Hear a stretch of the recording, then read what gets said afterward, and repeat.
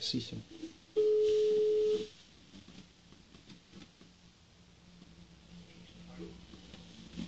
Allô, Jean-Michel Badian? Oui, oui. Allô? Oui? Oui, Jean-Michel Badian? Oui, c'est moi, oui. Oui, bonjour, Christian Estovez de Ville Lumière. D'accord, bonjour. Voilà, je suis heureux de vous recevoir avant tout, déjà, pour notre émission. Et je vais passer ce temps avec vous.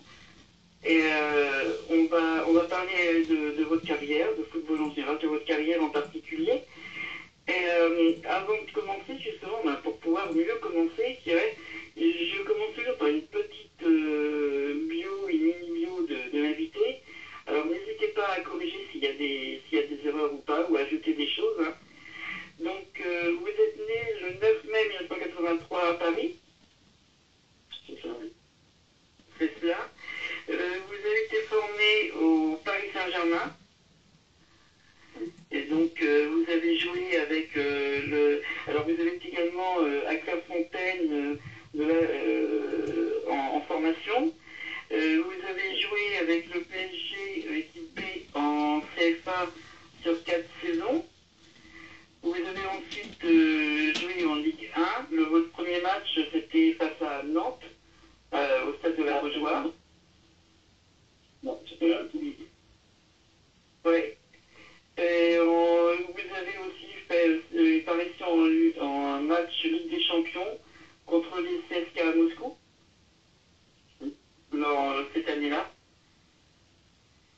Ensuite, vous avez commencé à avoir des soucis de santé, vous avez contracté une blessure et vous aviez à un moment donné désiré partir à Valenciennes. Et ça ne s'est pas fait, vous êtes finalement parti à Troyes, choix qui s'est avéré malheureux. Oui, pardon, Sedan. C'est Sedan. Sedan, oui, excusez-moi. Oui, oui, j'ai rectifié, mais oui, c'est vrai, c'est Sedan. Et donc, choix qui s'est avéré en fait malheureux. Et vous avez donc contracté quelques blessures. Et vous avez ensuite été au Paris Football Club. Et là, en début d'année 2014, des dernières interviews que j'ai eu l'occasion de lire en date, vous n'y étiez plus.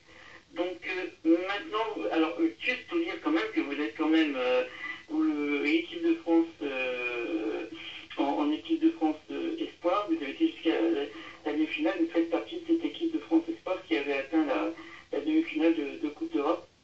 Donc vous aviez quand même toujours eu un très bon niveau, joueur qui promettait pour beaucoup. Et quelle est votre situation maintenant, aujourd'hui? Je suis actuellement en club à la recherche d'un challenge pour rebondir et revenir dans le football qui a toujours été bien en fait. Mhm. Et alors, j'ai dit dans l'interview que vous pensiez peut-être vous orienter vers le fait d'être entraîneur. Est-ce que vous avez... c'est pas dans l'immédiat, hein, on me posait la question de savoir si je pensais à l'après-football, alors oui, étant donné que je suis un passionné de football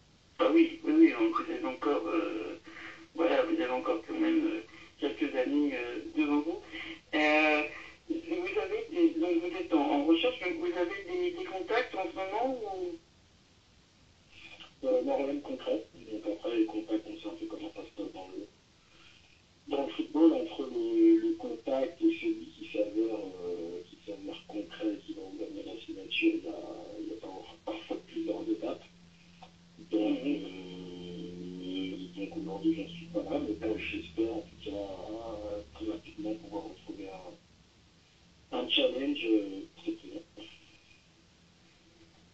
Et mais qu'est-ce qui a fait finalement au Paris FC que ça n'a pas continué? Bah, tout simplement, à l'issue de la saison dernière, enfin, en fait, il y a 2 ans, le club était relégué en CFA.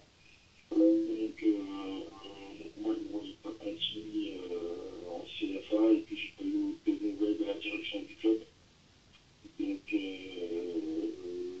aujourd'hui, j'ai pu dire non, donc à déduire ce qu'il faut. Donc je me suis tout de suite mis à la recherche d'un nouveau challenge, même si je n'ai pas trouvé la saison dernière, j'ai encore une fois pas l'espoir de trouver cette saison. Mhm.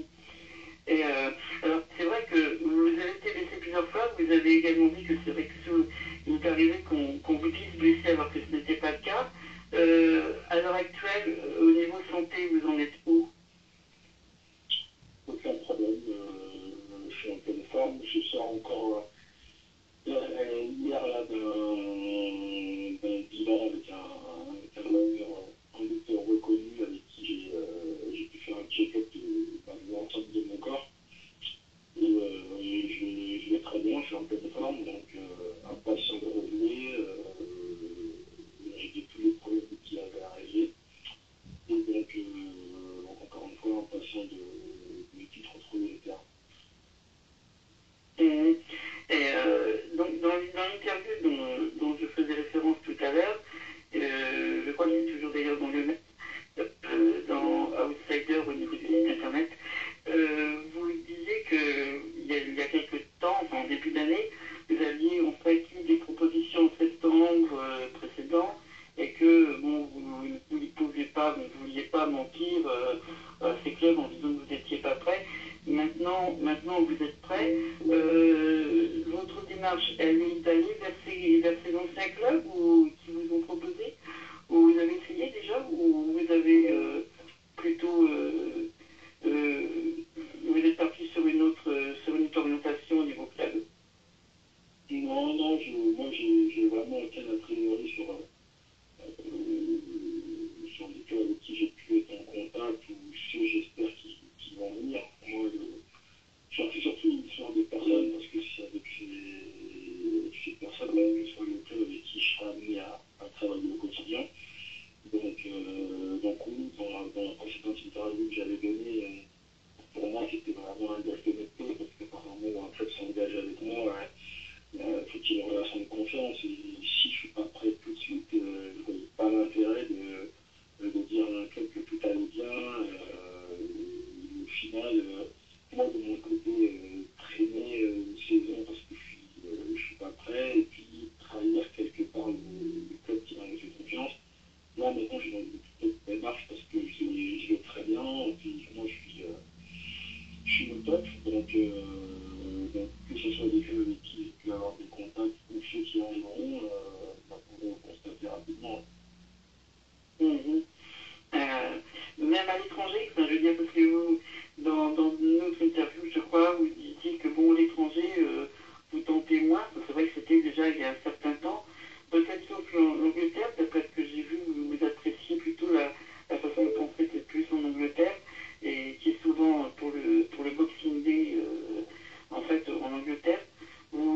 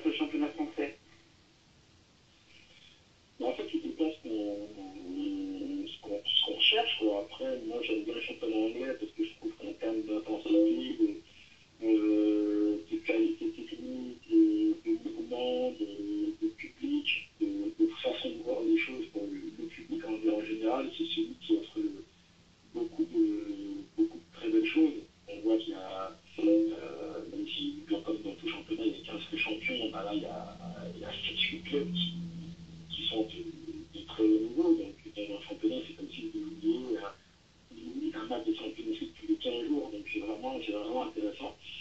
Après, j'aime bien aussi le championnat d'Allemagne, parce que même si elle Bayern Munich qui est un dégrèvement de Borussia Dortmund, je trouve que c'est un championnat spectaculaire. Et puis, on peut voir aussi même si c'est pas purement sportif, la vision économique des clubs allemands en termes d'infrastructure. On voit leur stade, on voit certains centres d'entraînement qui sont pas publics. Donc je pense qu'ils ont compris pas mal de choses sur ce vers quoi doit tendre le football à terme. Après, on a toujours tendance sur ces dernières années à dire que le football italien était en perte de vitesse. Bon, moi, je ne suis pas vraiment d'accord. Après, certes, le club italien qui gagne la Champions League, mais bon, on voit une Champions League qui reste compétitive, même si elle n'a pas gagné l'Europa League, même si elle a sauté au premier tour. En Ligue des Champions, ça reste quand même une équipe avec de très bons joueurs. Et puis, il faut jamais enterrer les grands clubs italiens, que ce soit la Milan, ou alors même Rudy Garcia, qui a pris un virage aussi tout peu parce qu'il a amené du feu. On sait que c'est un club qui n'est pas évident de réussir, parce qu'il y a beaucoup de pression, c'est la capitale. Mais ce qu'il a amené, c'est vraiment très cohérent. Et en tout cas, j'ai eu beaucoup de plaisir à voir la Roma cette saison. Et puis, il y a le championnat espagnol aussi, où là, il y a été locomotive, c'est parfois le Real. Et puis cette année, il y a eu l'Atlético qui s'est glissé avec un état d'esprit, avec aussi beaucoup de qualité au niveau de son effectif. Et puis, un coach qui il joue avec son équipe, donc on a l'impression que l'Atlético joue à 12 chaque week-end cette saison. Donc, pas été loin de gagner la Champions League, ils ont pris la Liga. Et puis, bon, même si le Barça fait une saison blanche, j'ai envie de voir ce que ça peut devenir la saison prochaine, avec notamment le recrutement de Rakitic, un super joueur qui vient du Séville. Et puis, bon, avec un Lionel Messi qui fera peut-être une saison avec beaucoup moins de blessures. Je suis impatient de voir cette Liga la saison prochaine, sans parler forcément de Ancelotti, parce que c'est un entraîneur que j'aime beaucoup depuis ces années milanaises. Et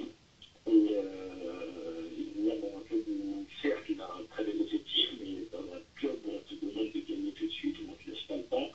Il gagne la Coupe du Roi, il gagne la Champions League. Il n'a pas été très loin de gagner la Liga, s'il n'a pas perdu quelques points en fin de saison. Et donc, il faut tirer aussi un grand coup de chapeau. Du coup, ça m'amène un peu au PSG avec son parcours et sa volonté affichée de gagner la Ligue des Champions. Vous voyez de quel œil la saison prochaine pour le PSG, avant tout au niveau de la Ligue des Champions, en le comparant aux autres grands clubs? En tout cas, je trouve que c'est bien de l'afficher, parce que c'est faire preuve de confiance en soi, c'est faire preuve c'est avoir beaucoup d'ambition, c'est important pour un club comme Paris, un club qui est certes jeune, mais qui a envie de grandir et grandir vite. Quand on voit l'effectif du Paris Saint-Germain, on a envie si jeune, il arrive à terme à gagner cette Champions League. Après, ça dépend de beaucoup de choses. Malgré l'effectif qu'a le PSG aujourd'hui, ils n'ont pas autant encore de certitude que certains grands d'Europe qui, eux, ont l'habitude chaque année de faire au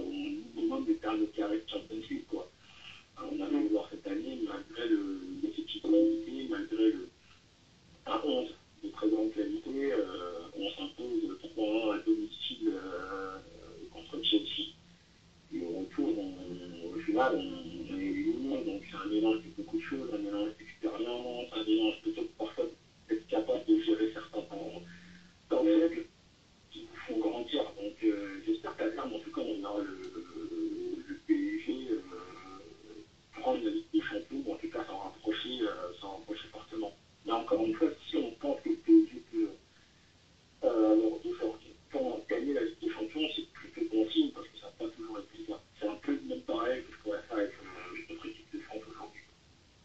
Mhm. Mm. Si on continue un peu dans les coupes européennes, vous avez parlé aussi un peu de la coupe Europa, de l'Europa League, et c'est vrai que vous avez quand même bien signalé que en France, on a tendance à la dénigrer comme sous-coupe d'Europe, entre guillemets, mais comme malgré tout, il n'y a pas encore de club français qui le gagne, qui l'ait gagné. Vous pensez que ce sera peut-être un objectif à afficher plus pour certains autres clubs français qui ne peuvent pas vraiment prétendre à la Ligue des Champions et qui, de leur place, devraient peut-être se mettre un peu plus comme objectif dans leur programme? Après, enfin, c'est pas toujours évident aussi. Il y a des cas de figure. Il y a une équipe comme Lyon qui a une tradition, une habitude avec de jouer chaque année la Coupe d'Europe et qui la joue à fond parce que c'est comme ça. Quand vous jouez à l'Olympique Lyonnais, vous avez l'habitude de payer toute la coupe d'Europe, quelle qu'elle soit, à fond. Donc, eux, ils l'ont joué à fond la saison dernière. Mais bon, on peut s'apercevoir qu'il y a 2 saisons, les Girondins de Bordeaux l'avaient joué également à fond. L'avaient également joué à fond avec Francis Gillot et au final, ils ont peiné sur la fin de championnat parce ils ont manqué d'énergie. Donc oui, moi j'aurais bien sûr en tant que passionné de football, j'aimerais bien que toutes les équipes de mon pays jouent cette Coupe d'Europe à fond. Maintenant, j'imagine bien qu'ils ne déplacent pas sur chaque terrain en disant on va perdre et on va pas courir quoi. À un moment donné, il y a une limite physique, alors une limite physique que n'a pas Lyon parce que malgré les grands joueurs qui sont partis, ça reste toujours un effectif de grande qualité. Et tous les clubs français ne peuvent pas jouer la Ligue Europa à fond. Alors le problème, c'est que la Ligue des Champions paraît être une marche trop haute. Et si, psychologiquement parlant, on dit que la Ligue Europa est une marche pas trop basse pour nous, au final, on ne joue rien du tout, quoi. Donc, c'est pas évident. Mais moi, j'aimerais bien que tout le monde prenne l'exemple de l'Olympique Lyonnais, en tout cas, en ce qui concerne l'Europa League. Et, vous pensez que ça peut être dû à l'heure actuelle, enfin, bon, ça a toujours été un souci, mais de se dire que peut-être que le championnat français, dans son ensemble, n'est pas au niveau quand même des autres championnats pour être capable de gagner tout de même cette coupe? Oui, j'ai entendu le débat, mais après, je ne sais pas vraiment si c'est vraiment la raison unique, parce qu'on peut s'apercevoir que chez les Portugais, ils ont 2 voire 3 clubs qui se battent chaque saison pour tenir, pas plus. Je ne suis pas persuadé que le championnat soit une meilleure qualité que nous, il est différent, parce qu'il se base sur d'autres notions que les nôtres, mais je ne suis pas persuadé que dans son ensemble, il soit meilleur que les nôtres. Je pense que déjà, si on arrive à éliminer cette barrière psychologique en se disant que c'est une Coupe d'Europe, il faut aller la jouer, et si les Portugais le font, alors avec leurs moyens, avec leur réseau de recrutement, avec tout ce qui entoure le fait d'avoir un très bel effectif, ben, il faut que nous aussi on y arrive à terme, quoi. Alors comment, il y a plusieurs paramètres à gérer, mais il y en a déjà qui devraient être réveillés à l'heure d'aujourd'hui, quoi. Notamment psychologiquement. Et de l'intérieur, lorsque vous étiez au PSG en Ligue 1, vous avez senti comment cette difficulté dans ce niveau du championnat de France? Comment je me sentais au niveau de la Ligue 1? Oui, oui, au niveau du championnat de France par rapport à. Il vous paraissait vraiment suffisamment accessible ou. Enfin, parce que c'est vrai qu'on parlait du niveau de façon générale, mais vous l'avez vu comment de l'intérieur? Bon, honnêtement, enfin, j'ai eu cette chance c'est d'avoir le championnat de Ligue 1 où il y avait encore de très grands joueurs, quoi. Avant même de commencer en Ligue 1, j'ai eu la chance de m'entraîner avec des joueurs comme Ronaldinho, comme Anelka, comme Cochin, comme Heinze, affronter, je sais pas, Louis Juninho, Karim Benzema, je ne sais pas tous les citer, mais c'est un championnat qui était assez relevé, quoi. Outre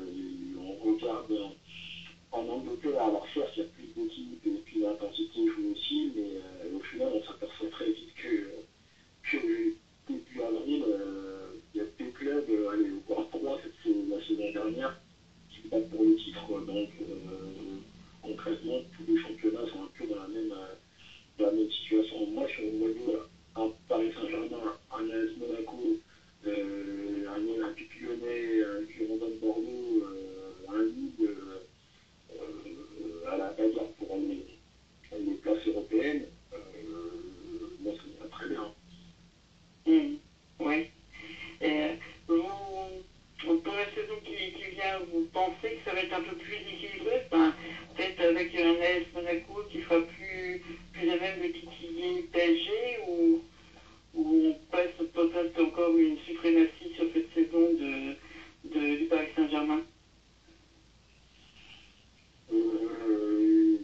Franchement, honnêtement, je ne sais pas. Je sais que forcément, l'AS Monaco aura des ambitions un peu plus élevées que la saison dernière. Forcément, ils ont fait des zones, forcément, ils viseront titre. Et puis, ils seront dans la situation que le PSG a vécu cette saison, avec un vécu d'un an supplémentaire pour tout le monde. Donc, je ne sais pas si on va être suprématie du PSG, mais en tout cas, hâte de voir cette saison, parce que de voir comment va réagir le PSG, que ce soit en Ligue 1 ou en Champions League. Voir aussi ce que donner l'AS Monaco avec Ferrari, son nouvel entraîneur, Marseille avec Bielsa, Bordeaux avec Sagnol, voir comment va se comporter Lille également. Donc j'espère voir un championnat plaisant en tout cas. Mhm. Et peut-être en fait retrouver rapidement aussi ce championnat, ou peut-être celui du 2 d'abord, ou en tout cas c'est ce que vous faites quand même. Là, moi j'ai une ambition en tout cas, retrouver le niveau pro, retrouver un club pro et montrer déjà que je suis en très bonne santé et que surtout mon niveau footballistique est le même que celui que j'avais à l'époque où je jouais à Paris ou à Sedan ou avec les espoirs. Donc maintenant il faut trouver le coach ou le club qui me fera confiance pour que je lui prouve en tout cas que je suis le même joueur qu'avant, voire meilleur sur certains aspects. En fait, probablement, enfin, assurément, je dirais plus une grande maturité, parce qu'il y a sûrement des erreurs que vous avez faites avec lesquelles vous avez beaucoup appris et que vous ne referiez pas.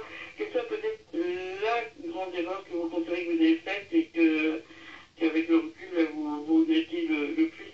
Regrettez dans la mesure où c'est arrivé, bien qu'il y a forcément une expérience côté de cela. Donc peut-être là.